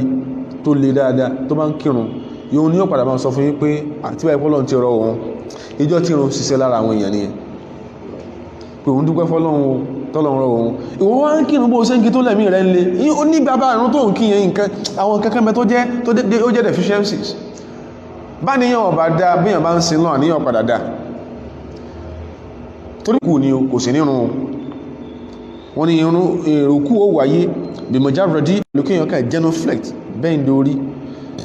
bí haìsú tásìlú alìyàdà ní ilẹ̀ rokobataim nípa pé ọwọ́ rẹ̀ wà lórí orókùn rẹ̀ tó bá gbọ́ sórókún tán má rùkú bẹ́ntán lé wala budda min at-tumaninati fihi ọgbọ́dọ̀ you must be tranquil lórí bó rùkú yẹn ẹ̀mí rẹ̀ pẹ̀ àtùmánínà ó rùkú comfortably well ìwájú Ọlọ́run tí ò lé ọlọ́wà ìwájú Ọlọ́run tí ò gbọ́dọ̀ lé ọlá lẹ́sàn tí yẹn ṣe yẹn bí Islam ṣe rí ní ẹ̀ ṣẹ́mà lẹ́ka sọ́njọ́ ní pé ọ̀gọ̀rọ̀ Islam tó ń gálùkù wá ń ṣe second hand Islam ni ìjà fẹ́ra lẹ̀ fúnra lọ́wọ́ ẹn tán bá ra lẹ̀ tó padà lọ́wọ́ tó padà rí pé ẹgbẹ́ odò náà bóun ra lẹ̀ sí sẹ́gbọ́n náà débẹ̀ fúnra ẹnìkan tó máa kọ́lé tó máa débẹ̀ fúnra yóò tó ká àwọn ọ̀fẹ́ lè ìjọ afẹ́fẹ́ yàwó amójúlọ ọjà ni abẹ́ ẹ̀kọ́ ni ìjọ afẹ́ lọ ra tó dá aláṣọ fúnra wa lálọ́ ìjọ afẹ́ túnmọ́ tó ṣe fúnra láwá the best máa sọ ṣùgbọ́n ọ̀rọ̀ náà máa tó sẹ́kù báyìí o yà mọ̀ pé sẹ́wọ́n tako wọ́n get it right èyí tán ni pé yóò bá wọ́n mú tán ni pé yóò pè ọ̀nà sọ fún wọn yẹn àwọn àmà radiyallahu anhuma ó ní ẹnìkan pa bàbá òun fẹ́ gbẹ̀san àbúrò bá sọ fún pé ó lè gbẹ̀san ó lè gbẹ̀san ó lè gbẹ̀san ó fẹ́ gbẹ̀san fún wọn lọ́pẹ́ ni ó lè gbẹ̀san àfi kó ṣe yí pé ó ní kó ṣe ìtanràn ó lè gbẹ̀san ẹlòmíì tún wá bá at the same spot over the same issue ó ní lọ gbẹ̀san àwọn tó wá jọ mọ́ kí wọ́n bèèrè pé ẹnìkan the same ìdájọ́ the same study ìtí òkè yẹ́lòmí ní ẹlòmí ó lè bèèrè ìdájọ́ kan lórí lọ́wọ́ àfáà mẹ́wàá yà wọn forí gbára wọn ìwọ́n ló sì kọ́ ló lọ ilé kéwì ìwọ́n ló kọ́ ló lọ yìí ó lè bèèrè ìdájọ́ lọ́wọ́ yín yóò bèèrè lọ́wọ́ yín the same issue débi pé bó ṣe ń bèèrè ìdájọ́ lọ́wọ́ yín ní record voice yín lẹ̀ tọ́wọ́ ti wá dọ́dọ̀ àfáà wa míì tọ́wọ́ sọ pé báyìí yóò sọ pé bọ̀ sheikh báyìí sọ pé that is hypocrisy hada lasmalahu thaniya kò só kọmítì ń jẹ́ illa nifaqu hypocrisy ni kò só kọmítì ń jẹ́ hypocrisy ni rùkú náà sàlàyé fún àdíìsì yẹn nínú àdíìsì tí ànábì sọ tó fi kọ̀rẹ́tẹ̀ tó kírun lọ́sẹ̀ tó lọ wọn Abi Qatada Abu Qatada kọlọmbà yọnu sí ó ní Ànábì wa sallallahu alaihi wasallam ó ní aswawu nasi sarakatan àwọn tó jalè jù lórí irun àṣíyàn tó máa jalè lórí irun aswawu nasi saraka ẹn tó lè ti ẹgbúrú jù lórí irun alladhi yasriqu min salatihi lẹ́n tí ń jalè lórí irun rẹ̀ àwọn sàbí wá ní pé yasriqu min salatihi bóòlù yóò sì máa jalè lórí irun rẹ̀ bí kí ẹ máa tọ́jú owó ní kólókó tó máa yọ fún rẹ̀ sáàpì lólè kọ̀yẹ́ká lè pè lólè sẹ́mọ́ ọlọ́lọ́ tọ́jú owó bọ̀bọ́n yóò sọ máa kí ní tó tó máa jalè lórí ìrun ó sì Ọlọ́run sọ pé sọ̀sẹ̀lẹ̀ ó lẹ́ni yẹ la yutimmu ruku'aha wala sujudaha kò rùkú dáadáa kò sùjúdù dáadáa kò ṣe rùkú dáadáa kò ṣe sùjúdù la yutimmu ruku'aha bó ṣe kọbi lórí ìrun lórí rùkú rẹ̀ wala sujudaha ó forí kalẹ̀ bí ìgbà tí ẹyẹ kanakana bá forí kalẹ̀ ni Ànábì sọ bẹ́ẹ̀ sallallahu alaihi wasallam nínú riwaya mi Ànábì la yuqimu sulba nígbà tó ló rùkú kò straighten ẹ̀yìn ọwá kọbi báyìí Ànábì sọ bẹ́ẹ̀ sọ̀sẹ̀lẹ̀ la yuqimu sulba kò gbẹ̀yìn kò straighten ẹ̀yìn fi rùkú níbi rùkú wà sujud àti bí foríkanlẹ̀ Imam Ahmad gba hadith wà àti Imam Tabarani àti Ibn Khuzaimah bẹ́ẹ̀ náà alamari arrafu min ar-ruku kagbóríkù ní rùkú wal-i'tidalu qa'ima ká dúó straight ma'a tumanina pẹ̀lú ká fi ara balẹ̀ ṣe ara ọ̀nà yẹn lórí náà ni bẹ́ẹ̀ náà ni as-sujud ká forí kanlẹ̀ gbogbo ẹ̀ ló ní ìtọ́ka sí tiẹ̀ torí bí tí mo ń lọ àdáwù sujud àwọn oríkèríkè ara ta máa ń fi ń forí kanlẹ̀ fọ́lọ́hun ibẹ̀ la fẹ́ relate ẹ̀ mọ́ one of the social occurrences with which we still grapple àwọn ta máa ń fi ń kanlẹ̀ lórí ìrun níbi rùkú àwọn kan yìí àdáwù sujud àwọn oríkèríkè ara tó máa ń bá sujud ìforíkanlẹ̀ lọ ó ní alwajihu fèsì báyìí wájú orí mọ́ imú wọlé káfà ní àtẹ́lẹwọ́ méjèèjì wọ rukubatan orókún méjèèjì wà lọ́kọ́dàmàní àti ẹsẹ̀ méjèèjì ọmọníkà ẹsẹ̀ méjèèjì fanil Abbas bin Abdulmuttalib annahu sami'a an-nabiyya sallallahu alaihi wasallam Abbas ọmọ Abdulmuttalib olóngbọ́ta nàbí wa sallallahu alaihi wasallam pé idha sajada al-abd tẹ́lú bá fẹ́ forí kalẹ̀ fọ́lọ́hun sajada ma'ahu sab'atu a'rabin oríkè méjì ara kan ní ó bá forí kalẹ̀ sáyìn pé bí tá ti ń forí kalẹ̀ kí là ń ṣe à ń sin lọ́hun má ṣe mistake máa sí àwọn oríkè yìí má ṣe mistake máa sọ pé lágbájá fẹ́ kí ẹnìkan that is the point I'm driving at ó kẹ́nìkan ó bẹ́ǹdì orí ó kẹ́nìkan ó kí ẹnìkan ó tẹrùn àwọn àfá ò pè mùṣírikù gbogbo àwọn tó pẹ́ ní ẹni tán sọ pé torí pé ó tẹrùn ó tẹ orí ó di mùṣírikù yẹn àwọn ni emotional peddlers nínú wa emotional peddlers ashabul ahwa minna ó lè dùn ọ́ torí wàhálà tàbí fi dálẹ̀ ọgọ́rọ̀ ilẹ̀ ti break ó lè mọ́ rírí nǹkan tí ò kí yọ́pọ̀lọpọ̀ wa a kì ń sá àwọn afáàdẹ́ máa ń kìlọ̀ fún wa àwọn ọ̀dọ́ la máa ń lagídí èyí táà ń sọ ọgọ́rọ̀ yóò ní kí mọ́ torí ẹ̀ má kíyàn èyí ò lé o ọ̀yìn tádúnú mi ń kà mà wà dátì tó bá bá mi ṣe máa bọ́ ṣe wọ́n yí tání à ní tó bá sá fún mi tẹ́lẹ̀kọ́ ní àǹkà náà ìyà mo ti sá fún ọjù torí pé kìlá náà gọ̀ ní ìyọ̀n an àkíhì àyàtù ayẹwọ ọjọ́ kọjọ́ bọ́dà tẹ́lẹ̀tẹ́lẹ̀ ọ̀nà ọ̀nà ìrà mítìná aṣájútagọ̀ níyà bá sí lọ bọ́lọ̀un ọ̀tọ̀ọ̀tọ̀ lálọ bọ̀tẹ́gbẹ́ lórí pé kẹ́yàn sọ pé eléyìí ọ̀dá ní ó lè sọ yọ̀ndọ̀ta ìtọ́ ẹkú ó ṣe tíyàn gidi bá ṣe bí ẹgbẹ́ ẹ̀ bá kọ átíkù tí wọ́n èlì ẹ̀ kọ̀yẹ́kọ́ nájà kẹta kí lẹ́kọ́ ó ṣe wọ láìbírì tẹ́ náà lọ mú bẹ́ẹ̀rù put the pen on the paper write an equivalent article write a countervailing article má ma sọ pé ó ṣe lè kọ́ ó ṣe lè má kọ́ ṣe ń tọ́mà lọ́mà ṣé gbìyànjú tó ṣe ló ṣe àti fi bírèkì ilé subhanallah àti fi dá nǹkan rú wọ́n kún kẹjọ lọ bá àwọn àfáwà náà tán ṣe wà sí irú ẹ̀rí wọ́n kẹjọ lọ bá wọn tó gbóná sí ìgbósìgbó ẹni tó wá tó pé torí pé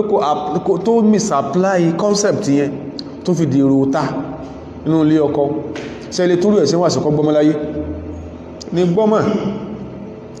kò ní gbọ́mọ̀ ẹlòmí ò rí ọ̀ràn rí ọ sọ kó sì dájọ́ ó sọ di búrẹ́dì àti bọ́tà yọ́kàn fa ni wà yọ́kàn fa ni wí ó sọ ìdájọ́ di bẹ́rẹ̀ àti bọ́tà yọ́kàn fa ni wí torí pé tí wọ́n sọ bí tán ti sọ ń tọ́ tó lọ́rùn líle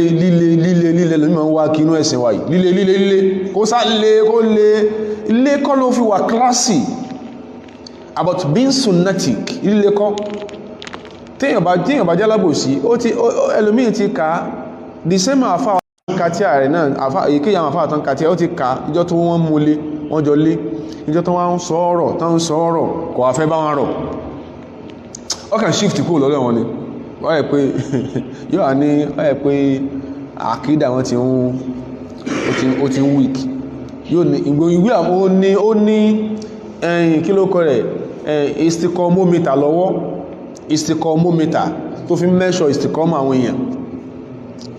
pé ìjọ tán ti di dọ́gbà temperament rẹ mú lásìkò yẹn náà sọ fún ọ̀hún wọn ní sọ pé kò sí nǹkan mímọ̀ láyé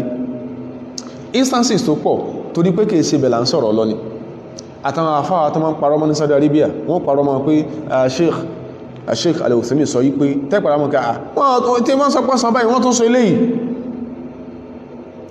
wọ́n sọ báyìí ni wọ́n tún sọ eléyìí lápẹẹrẹ kan tó súnmọ́ àwọn kan máa ń sọ Al-Uthaymin nínú tó kán pè ní bídíà àwọn kan máa ń sọ bẹ́ẹ̀ dáadáa o gbogbo ẹ̀kọ́ lè mọ́ fúlésì wọ́n ní pé àrọ́fọ̀ú àmì àyíndà rọ́fọ̀ẹ́ mìnà rọ̀kú tí èyàn bá gbóríkù ní rọ̀kú ọwọ́ ọgbọ́dọ̀ wà lẹ́ni àfáà kan sọ pé tẹ́ẹ̀ bá dáwọ́lẹ̀ lẹ́yìn tẹ́ bá gbóríkù rọ̀kú bídíà lẹ́ ṣe kẹsù pé àpàdà káwọ́ mọ́yà nígbà gbóríkù rú wọn ní bídíà ní àwọn kan sọ wọn kọ́ńtẹ́rà dáadáa wọn aláàfáà yẹn náà sọ bẹ́ẹ̀ ala yadihi al-yusra fawqa sadrihi fi s-salah wọ́n ní kọkùnrin ó ká ọwọ́ ọ̀tún lórí ọwọ́ òsì sókè igbáyà rẹ̀ fi Sheikh Al-Uthaymin wá sàlàyé gbọ́lọ́ àsọ́lá kọ́ wá pẹ̀lú al-alif wa lam tí ṣe definite article ó túnmọ̀ sí pé ọjọ́rùn ọ̀ranyàn ní o ọjọ́rùn náfílà ní o tíyàn bá ti wà lórí ìrun àyàlẹ̀ mọ́ káwọ́ sí oko tó rùkú ní o àbígbà tó gbórúkú ní rùkú àyàlọ́wọ́ mọ́ wà tàbà wá kanú tí àwọn tẹ́ ti sọ àmàlà náà sọ pé kíyàn káwọ́ mọ́yà lẹ́yìn tíyàn gbórúkú rùkú pé bídíà ni ẹlùmí ó sọ tán àfá yìí ọ̀sọ̀ yóò sì post ẹ̀ àti náà subhanallah ọ̀rọ̀ burúkú tó ń tẹ̀rin àfá àbímọ ọ̀rọ̀ burúkú tó ń tẹ̀rin ní mẹ́lùmí mọ́mẹ́ don't draw me away from the sunnah torí àwọn tára wọn balẹ̀ nú wa ó bímọ ọmọ alákọ̀ọ́kọ́ ni ìyàwó rẹ̀ bí fún ọ ẹlẹ́yà dáadáa ìtàfà gbọ́yìn ni pé ẹ má ti ṣe sún ọmọ tó ṣe bẹ̀ bá ṣe táwọ́rọ̀kà tó ṣe ráìtì yẹn bídíà ní kódà bídíà kùfùríyà ló pè bídíà ṣìríkíyà pẹ́bọ ló ṣe ẹlẹ́yà wá bẹ àfá ọlọ́run dákùn ní mọ́jà san agbádẹ́ ẹ̀sìn dákùn ohun òbí kan rí alẹ́ bí mi kàwọn àìrìn tútù àwọn alẹ́ àwọn ọwà dákùn mọ́ dojú tó wọn àfá ọba kú nílé láàárọ̀ ọjọ́ yẹn ọ̀rọ̀ burúkú ni o wọ́n tún lọ kì fún tí wọ́n kì fún ọbádé wọ́n ti ṣe ọbẹ̀ tán ọbẹ̀ ẹran àfá ọba dọbẹ̀ ẹran nù lórí iná kìí sọ̀rọ̀ ọkọ̀rọ̀ pé kí náà sọ́kọ́ ọdọ̀bẹ̀ràn olóhun ò lè gbà kí wọ́n máa fi kí wọ́n lọ́n sí ṣíríkù ní olé ohun àfá ọbádọ̀bẹ̀ràn lórí iná ṣe ẹlòmí lẹ́ka sọ lọ́sọ̀ tó lọ pé man jarraba mithla tajribati he who is aware of my experiences arafa mithla ma'rifati shall know what I know ẹlòmí o máa fojú pé ẹgbẹ́ òun ní yí kó ọmọ kékeré ara ẹ̀ ní fi ń sọ tí ń sọ ohun tẹ́lùmọ́ wò nìyẹn àfáà fi ẹsẹ̀ dọ́bẹ̀ lórí náà ọdẹ̀bẹ̀nù ẹ̀rẹ́ àbábú ẹkùn ó di síbòsíbò irú kí lẹ fẹ́ pè yẹn fẹ́ sìn for the outsiders who are watching for the outsiders who are passionately watching ṣe bẹ́ẹ̀ lọ níbi ṣe burú tó ní wọ́n bèèrè pẹ́ sára bí o ṣe nǹkan rẹ̀ rí ni tàwà lọmọ ọ̀sán tàlọmọ ọ̀sán tí kó bò yá ẹ̀ àwọn tí ma ń dúnyàn tí yàn fi mọ́ sọ tí yàn sọ nìyẹn oríkèríkè ìrun là ń sọ yìí Ọlọ́run la fi sìn bó ni ẹ bá wá kíyàn ó sì adẹ́lẹ́bọ ìtùnfẹ́ ká lọ and this is an appeal to àwọn àfáà wa gbogbo tá a máa ń train àwọn ọmọlé lórí sọ́rọ̀ àwọn ọmọ tiẹ̀ àti tèmi wọn ìkúnlẹ̀ fún mi wọn ìkúnlẹ̀ fún wọn ìdọ̀bálẹ̀ fún ìdọ̀bálẹ̀ fún ọ bá ṣe kọ́ wọn nìyẹn so àwọn fún ní exceptions àwọn fún ní exceptions ó lè sọ bí mo ṣe kọ́ ni bàbá mi ó ṣe rí o ó lè náwọ́ sí mi lójú bàbá mi tó fẹ́ kí òun fi wọ́n fọgbọ́n bá ṣe wọlé mọ́ sọ bẹ́ẹ̀ fáwọn tiẹ̀ fi wọ́n lẹ̀ máa rí wọn báyẹn yọ́ ma sọ wúrúwúrú wọ́nàwọ́ná ní ẹlòmí o ma sọ ìkẹ́ nípa bá wò pé kí làwọn èèyàn wíkẹ́ náà ń fa wa anna al-masajida lillah gbogbo tó bá pè mọ́sálásí fala tad'u ma'a Allahi ahada in táwọn afá tún ní ẹ̀ dáwọ́jẹ́lẹ̀ ìjọsìn a gbọ́dọ̀ fẹ́ kọ́n sáásí kárí nǹkan mẹ́lẹ̀ kí rú ibà pọ̀ ẹlẹ́bọ̀lẹ́ tó ṣe rú ẹ̀ Ọlọ́run ní gbà a gbọ́dọ̀ fẹ́ mọ́sálásí ká gbé àwọn fọ́tò àwọn afá síbẹ̀ ọ̀ká sí fọ́tò àwọn afá sẹ́nu ọ̀nà mọ́sálásí òsì gbáà lèyàn ń ṣe tó pé ilé ìjọsìn lápè yìí kí ló ayàyí sí torí pa fẹ́ kíra wa ló ṣe sọ̀kalẹ̀ and the first port of call àwọn tí ó sọ fún yín pé o ní tẹ̀ rárá o ní check ọ̀nà rárá nígbà tó káwọn afáwa tán ṣe irú ẹ̀sẹ̀ lára sí wọn voice out ọgọ́rẹ́ lómi ìbàjẹ́ ọgọ́rẹ́ lómi kò wọ́n rírè nílé wọn ẹ̀yìn náà bá gáàmọ́ ṣe bí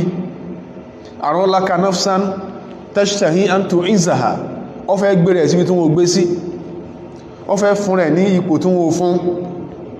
wọ̀lásítà tàná lè ìzà ó sì lè rí ìláyé hátà tó dhilla tí tó fi dìbé sẹ̀mí ara rẹ̀ ó sẹ̀mí ara rẹ̀ ó sọ sílẹ̀ ìyẹn ló fi ga tó bá ń gbẹ̀mí ẹ̀sọ́ tó ṣe báyìí tó ṣe báyìí tó ṣe báyìí tó pé àwọn ẹgbẹ́ bàbá rẹ̀ olùpẹ́ ẹgbẹ́ ní òun ní débì kankan èyàn ní débì kankan ẹ̀yà ń rí ìtànsán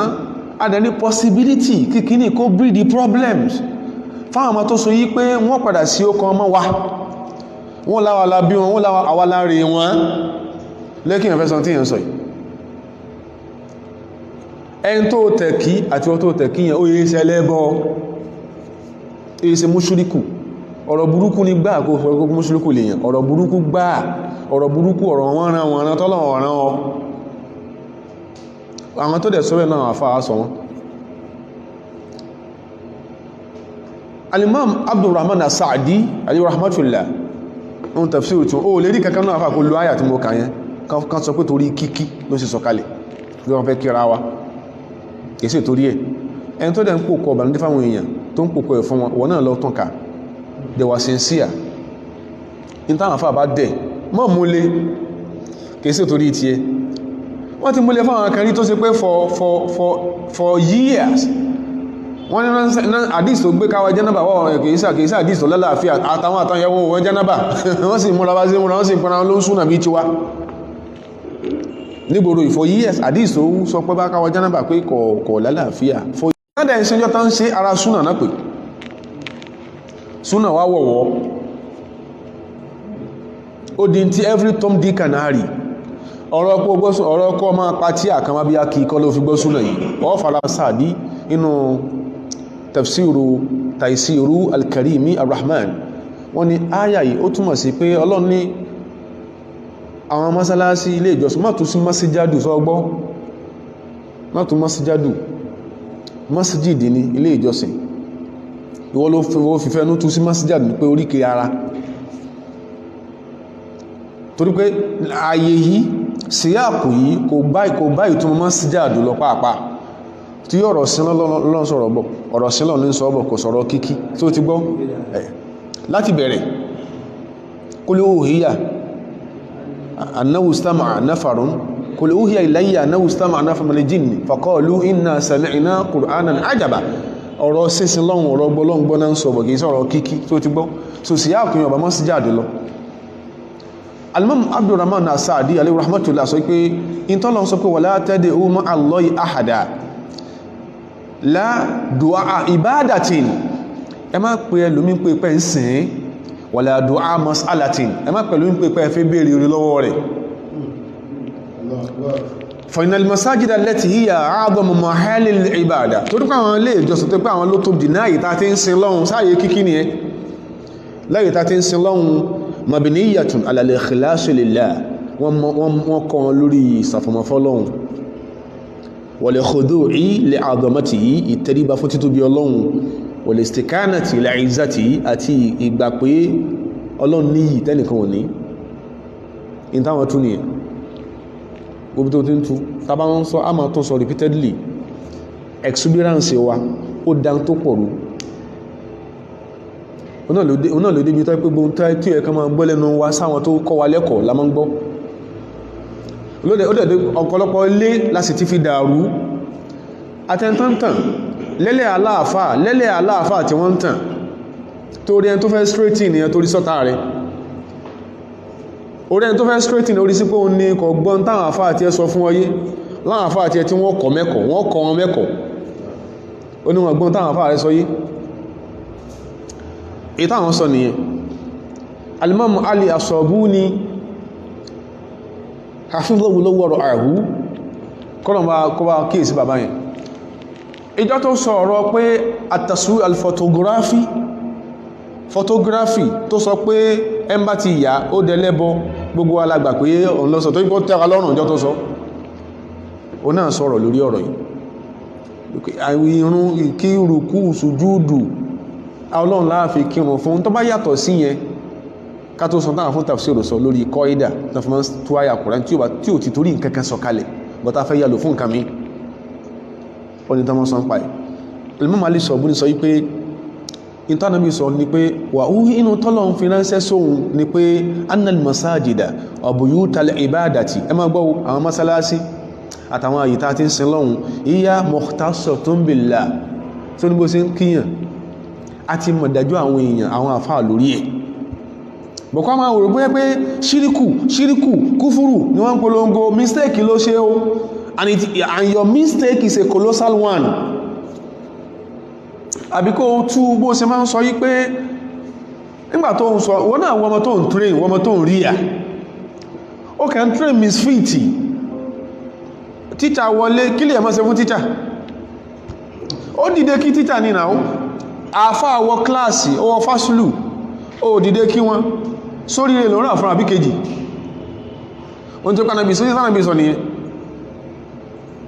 tí ń tánàbí wínú àwọn kankan yìí ó dẹ̀ ní social implications o tẹ́kí tó bá ṣẹlẹ̀ tán àmọ́ amúsùn tí ó fẹ̀yìn pa wá tí ó mọ́ sí wá sí aládẹ̀mọ́ ń fà fúnra wa táwọn afábá sọ nǹkankan fún ọ tán sọ ọkàn fún ọ wọ́n rí pé temperament rẹ̀ ń jọ náà lọ́hùn ní tó gbà náà sọ fún ọ kìí sí pé kò sí nǹkan mi tọmọ́rẹ́ ẹni tí ń sọ nǹkan mọ́ ọ̀rọ̀ bọ́yá ìgbàgbọ́ tí ẹ ò tó tí ẹ kí ìgbàgbọ́ wo gan ló ní tó rí tẹ́lẹ̀ mí ò tó tí ẹ mọ́rọ̀ bá kò sí nǹkan mi ń bẹ afá ní gbogbo ilé ìjọsìn náà ń sọ fala ta'budu fiha ghayrahu ẹ gbọ́dọ̀ sí nǹkan mi ní ilé ìjọsìn lẹ́yìn Ọlọ́run bá lè kí ọlá wa akhlisul ibadata fiha tafẹ́ fi lọ́run ẹ̀sìn lọ́run torí ọlọ́mbẹ̀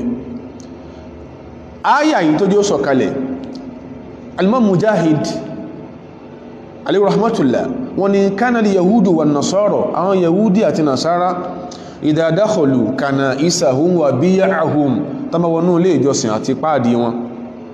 ashraku billahi fiya àwọn ọmọ dẹbọ́ pẹ̀lú Ọlọ́run sẹ́yìnkú adẹ̀rí imprint sí bí ká máa rí àwọn statutes oríṣiríṣi láwọn ilé ìjọsìn wọn ó ń bẹ̀dì sí agbé fọ́tò kọ àti fọ́tò èèyàn àti fọ́tò olóòrùn àti fọ́tò ẹlẹ́bọ àti fọ́tò illumini lẹ́ẹ̀bà ń bẹ̀ ìyẹn ò dàrú àwọn ní máa ń ṣe bẹ́ẹ̀ ní ilé ìjọsìn fa'amara Allahu azza wa jalla nabiyyahu wal mu'minin lẹ́kọ́ lọ́wọ́n pa nàbí àtàwọn olùgbàgbọ́dọ̀ láṣẹ yí pé an yukhlisu da'wata lillah ìjọsìn ìpèpè tọ́lọ́run ní kó jẹ́ idha dakhalul masajida kullaha àtàwọn mọ́sálásí ní tó jẹ́ káyàn sọ kalẹ̀ ní àti sábàbù nuzul lórí àyà yìí àwọn fún tafsir sọ fún wa pé wọ́n ní àyà yìí dó ara kan náà àfáà tó sọ pé àyà sọ kalẹ̀ látọ̀lú kéèké ara o àfáà Sa'id bin Jubayr alayhi rahmatullah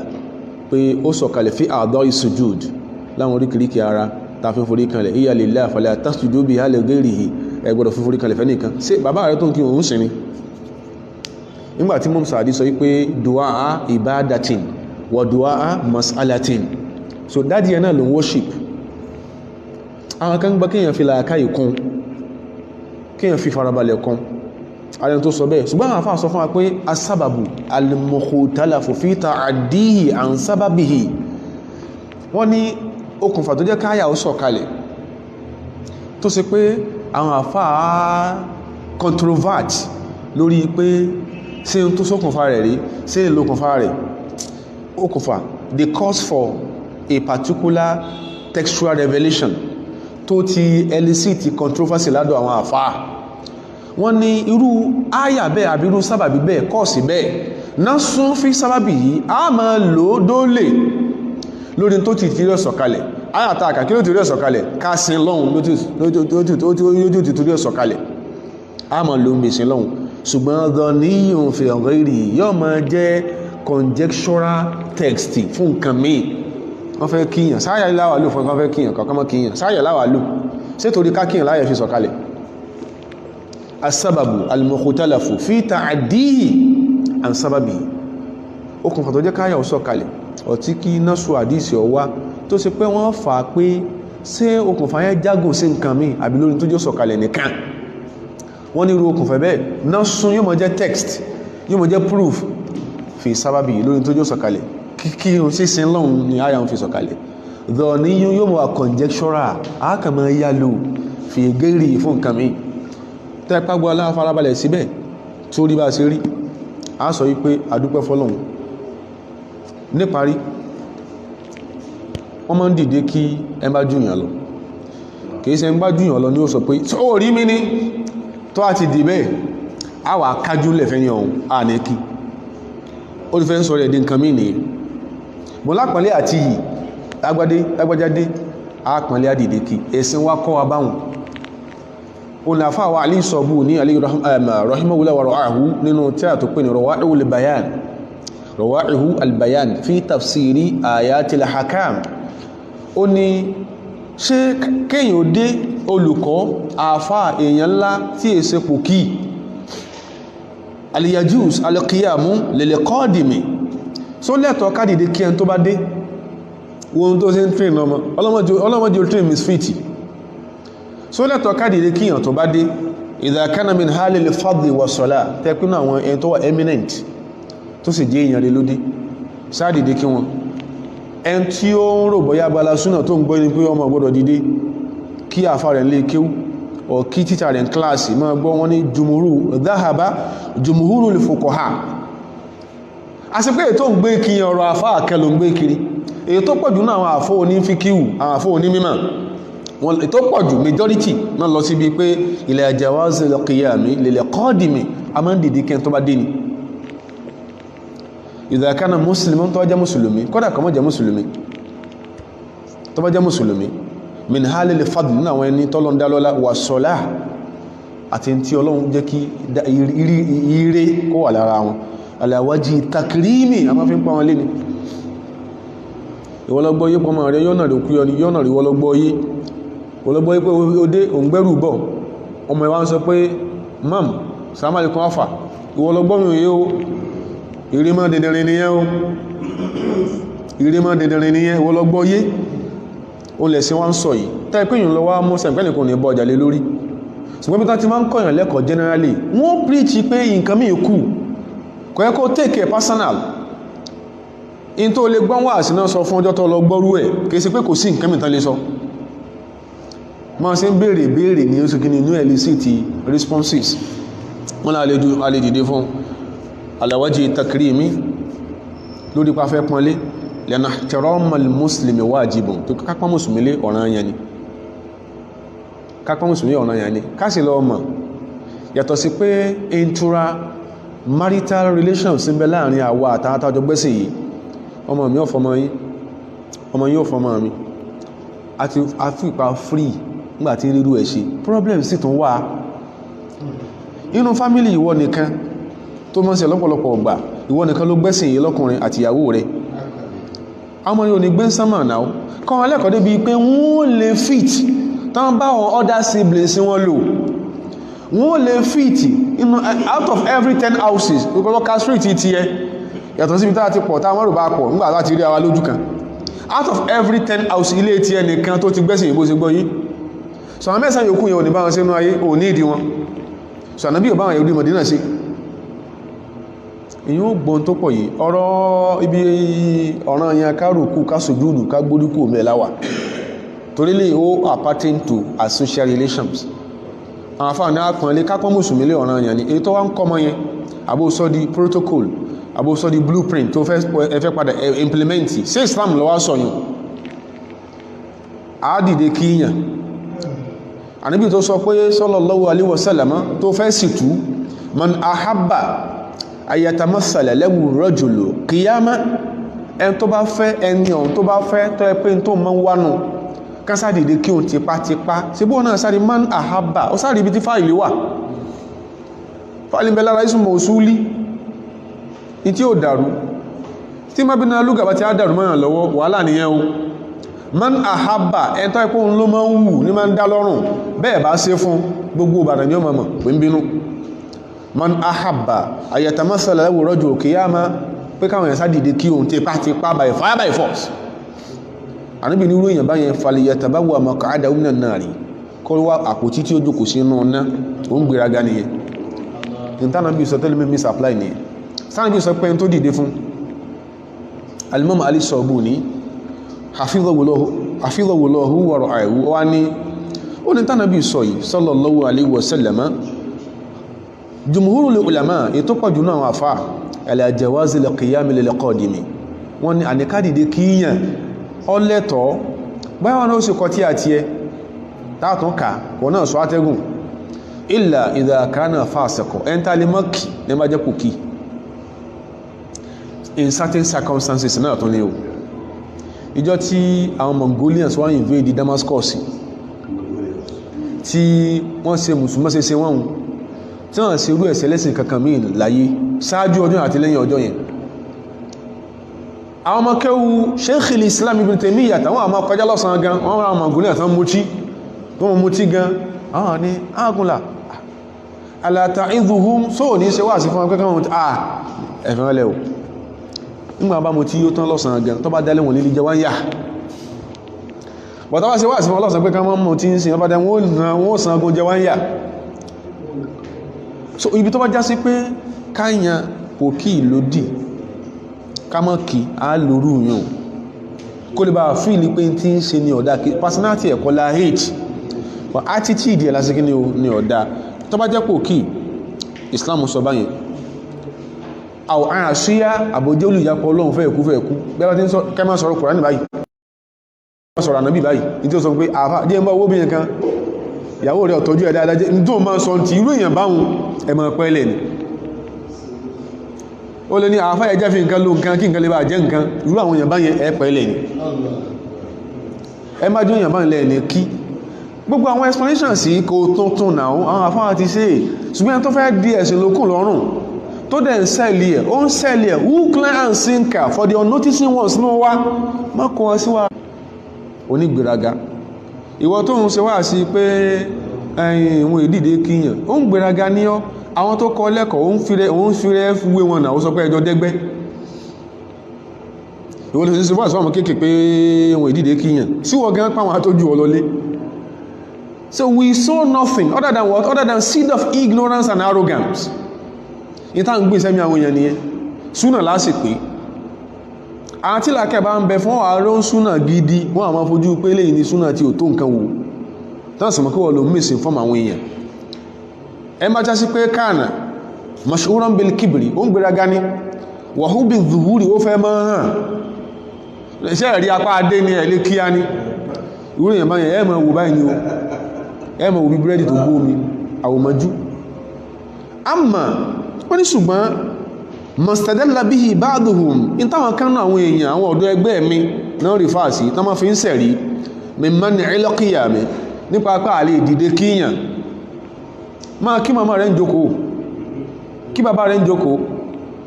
ìjọ́ tẹ́lẹ̀ bá wá rí aláìsí pé kí tí ọ̀dá ló ń fi kọ́ mọ́ yóò máa òṣèré ẹ̀parọ́máyé wọn parọ́ mọ́rógún ń parọ́ mọ́ ya ọkọ ń parọ́ mọ́ bàbá ọkọ páwọn ní ọjọ́ ọmọ wọn gbọ́rọ̀ yóò máa rọmọ kí lé orúkíyà èyí tán àgbà fi ń sẹ̀rì inú wa tó wọ́n sọ pé ẹyin ànábì ní man ahabba ẹ̀yìn àtàmásálà àdíìsì tá a kà yẹn wọ́n ní àdíìsì yìí tán fi ń sẹ̀rí ipá àlè ìnàrò kíyàn àlè kíyàn àlè dìde kíyàn falaysa fihi dalilun lahu kò sẹ́rì fún wọn bẹ̀ lẹ́nà rasúlà sallallahu alaihi wasallam náà anábì wa sàsàn tó sọ̀rọ̀ yìí lam yutliki lafdọ̀ kò sọ̀rọ̀ yẹn itlaqan kò tú ọ̀rọ̀ yẹn lẹ̀ wa innama qayyadahu anábì dé ọ̀rọ̀ ó dé bí wasfin pẹ̀lú ìròyìn kan yadullu ala al-kibriya ìròyìn tí ń tọ́ka sí kíni o mótómótó wa hubbi dhuhuri ìròyìn pé a fẹ́ hàn tipátipá anábì ní man ahabba an yatamathala lahu nasu qiyama ẹni tí bá máa ń fẹ́ tí ó já ń torí ẹ̀ káyé ó dìde kí òun lànàbì sọ ànábì ò sọ wípé máa ń kọ́ ọmọ làwú nẹ́ẹ̀sù ànábì ò sọ pé táwọn èèyàn dìde fún on their own accord wọ́n rí kó dìsáàfù àpọ́nlé wọ́n pọ́nlé gbẹ́ni tí ń ṣe wá sí òsì kí nígbà tó lọ skú níjẹ́ ọ́fíìsì rẹ̀ dé òsì dìde mọ́kì wọ́n rán wọn táàkì ń ṣe fáwọn tí ó dìsáàfù ẹ̀ táàfi àfi bá wọn dánwò àmọ́ bá wọn àfáà dánwò a máa ń bá nú ilé ara wa dánwò a máa ń dánwò sáwọn èso ara wa àfáwà ìsọ̀ olé wọ́n ní pé ànábì ò sọ pé man qama lahu nasu fìlà káì mafhumu àmì orílẹ̀ náà mafahimu nú ṣẹ̀ríà náà ànábì ò sọ pé man qama lahu nasu kéèsì ẹntara yí bá dìde fún on their own accord wọ́n rí pó dìsáàfù ẹ̀ nǹkan náà bí sọ pé àwọn kan ni yọ́wọ́ náà ẹ bá ń béèrè ẹ̀ tóbi tí ò ti lẹ́tọ̀ọ́ ló ń ṣe Ọlọ́run sọ pé yóò wọ̀ náà o ànábì sọ ilé ìfún wa sallallahu alaihi wasallam wọ́n ní wala shakka anna hadha alwasfa wọ́n ní ìròyìn tí ànábì sọ yìí la yantabiqu illa ala almutakabbiri almagururi ìròyìn ò ní wà applicable àfi lórí ẹmbá jùn gbéraga ẹni tó go into self-deception ẹni tí ma ń tanra ẹ̀ tí ó mọ̀ gbé rẹ̀ sí kódà ó tún lè jẹ́ psychological sickness megalomania ń gbé rẹ̀ síbi tí wọ́n lọ́wọ́ gbé sí yóò wú rẹ̀ báyìí yóò àwú bí peacock wọ́n wú kí yóò máa fún wọn fún kí bí ẹ̀fọn irú àwọn èèyàn báyẹn irú ìròyìn yẹn lọ lórí ẹ̀ wal farqu daqiq àfà ní jọgbọ́yé the difference is clear wal farqu daqiqun bayna al-lafdhayni láàrin ọ̀rọ̀ méjèèjì so ibi tá a ti dúró ó ní pé àwọn nǹkan yìí ká fi sáà ṣe sùúrù sí àwọn tó sì kọrú ẹ̀ náà àwọn àfáà náà ń bẹ lọ́ka tí àkàn tán pè ní ìdọ́wù al-bayyina ìdọ́wù al-bayyina fi hukmi al-hina yes ìdọ́wù al-bayyina fi hukmi al-hina inda tahiyya ìsàlàyé tó yè kóró lórí ìdájọ́ àtẹ̀kíra ẹni nígbà bá fẹ́ kíra wa ìkanú àwọn mọ̀álì dakátírà níbi kọlọmbà alékún dáadáa wọn ni wọ́n kọ and wọ́n dẹ̀ sọ̀rọ̀